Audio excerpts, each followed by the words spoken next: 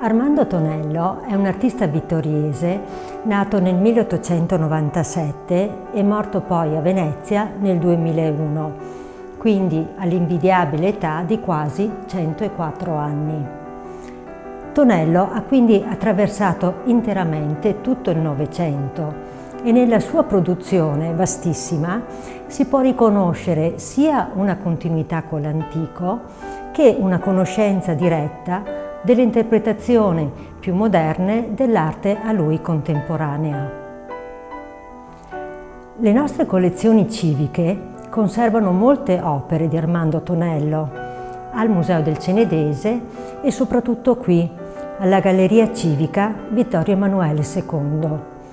in particolare paesaggi ed alcuni ritratti,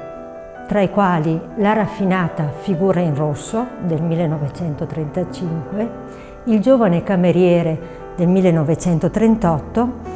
e anche il ritratto della madre del professor Paludetti, alla quale è dedicata la collezione appunto Maria Fioretti Paludetti.